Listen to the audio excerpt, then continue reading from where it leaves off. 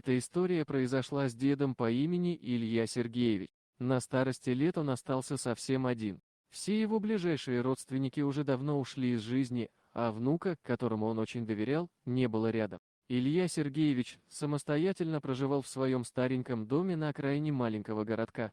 Ему было уже 73 года, Илья Сергеевич был не в состоянии преодолевать трудности и испытания жизни так легко, как когда-то. Огромные потери в его семье оставили его в печали и одиночестве. С каждым днем, проводимым в тихом уголке его старого дома, он все больше осознавал свою безутешность и уязвимость. Он часто вспоминал времена, когда его дом был наполнен смехом, теплом и счастьем его любимых родственников.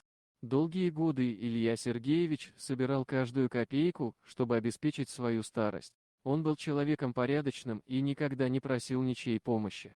Однако судьба нещадно испытывала его терпение и доброе сердце. Его внук, по имени Михаил, взял на себя ответственность выплачивать кредит, который Илья Сергеевич взял в банке на лечение своей покойной жены. Вначале Михаил регулярно выплачивал сумму, но внезапно исчез, оставив своего дедушку в безвыходном положении. Кредиторы требовали деньги, но у дедушки их не было. Илья Сергеевич оказался погрязшим в долгах и не знал, как выбраться из этой неприятной ситуации. Он старался сделать все возможное, чтобы найти внука и разобраться в произошедшем, но все его попытки были тщетными.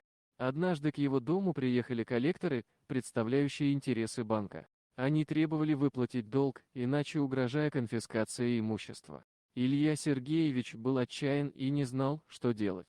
Он не мог себе позволить потерять свой дом, который был единственным, что осталось у него в жизни. Коллекторы стучали в дверь и требовали, чтобы Илья Сергеевич открыл. Но он не мог себе позволить впустить их внутрь. Зная о своих долгах, он боялся, что они заберут все, что у него осталось. Единственное, что он мог сделать, это не открыть дверь и ждать, что ситуация разрешится сама собой. Однако коллекторы, оказывается, не собирались уходить без своего долга. Они начали поджигать дом Ильи Сергеевича. Огонь быстро распространялся, а старый деревянный дом был подвержен разрушению.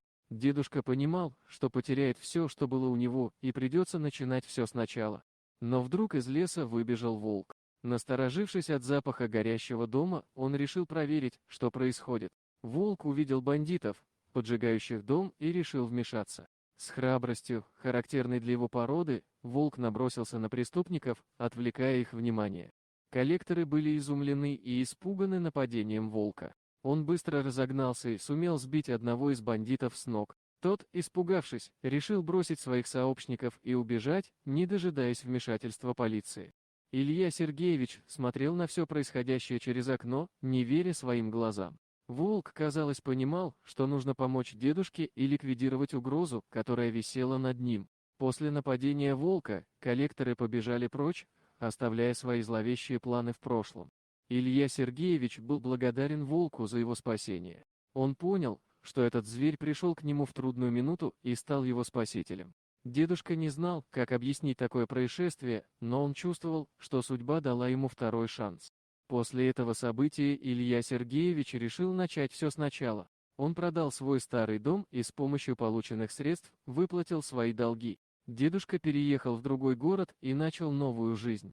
Он больше не полагался на других, а только на самого себя и старался жить по собственным правилам. История Ильи Сергеевича и волка стала для него уроком о том, что даже в трудные моменты всегда есть надежда на лучшее.